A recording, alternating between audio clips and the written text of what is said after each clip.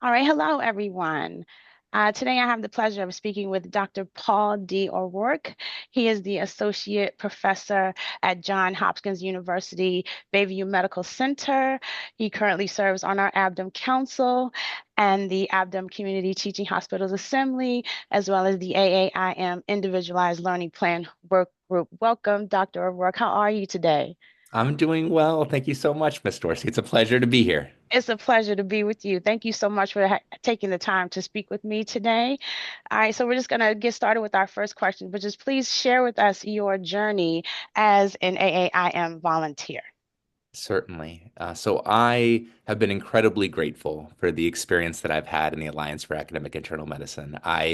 My first meeting, which may be similar to many people, was actually just before getting involved on faculty. I was fortunate to come to a AIM meeting, Academic Medicine Week, when I was a third year internal medicine resident.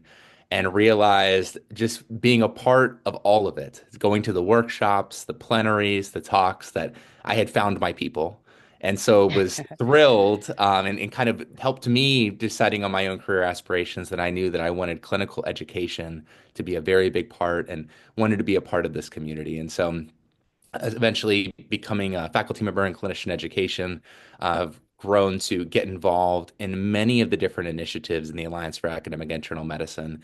Some of the initial things that I had gotten involved in was relevant to my passions in primary care internal medicine. And so I had gotten involved early on in the primary care program directors interest group or the primary care forum. And I found that to be such a wonderful community to be a part of, where people were sharing their ideas of how each of our programs could get stronger and better, and thinking about how we could advocate as a body for better resources and opportunities in primary care education. And it was from my involvement in that organization that I ultimately got involved in leadership of that forum. And we helped make a collaborative primary care track toolkit textbook that was endorsed by the Alliance. It's currently on its third edition on the website.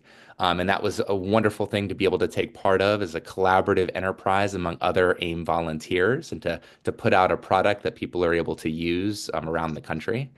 And also being able to advocate for how we can try to make primary care internal medicine and ambulatory education better.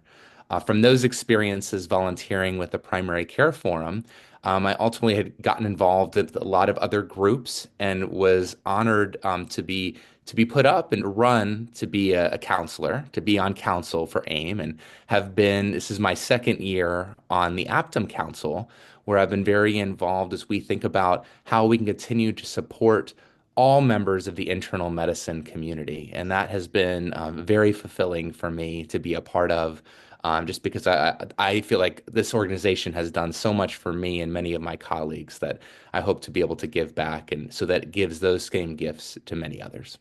Absolutely, absolutely. And also, if you can share with us, are there any lessons you wished you had learned earlier in your career? If so, can you speak to what those are or what that is? Yeah, I think that's a great question. I think that for me, and I feel fortunate that I had several mentors that had kind of suggested this philosophy to me of me, things that I was interested in, going in and reaching out to people. And that's what I would Yes. encourage others people. And if I think back in my early career too, I think there's so many amazing things going on in the Alliance. And whether it's you have an interest in quality improvement or wellness or primary care, I would encourage everyone, including my younger self too, to reach out to those interest groups, to reach out to faculty that are doing things that you're really passionate about, because I guarantee you, the people in this community are very excited to collaborate and to meet you and to provide you guidance. And I think that's what made this experience so wonderful for me was many mentors that I have been able to meet through the Alliance being able to point me in directions of opportunities that they could tell I would feel passionate about and things that they know that I would really get a lot of excitement from. And so I would definitely think the best thing to do thinking forward is reaching out, having those coffee chats at AIM meetings and email exchanges with people who are doing stuff you're interested in, because those opportunities will open doors to further things that hopefully you will enjoy. Absolutely. And so, so very important.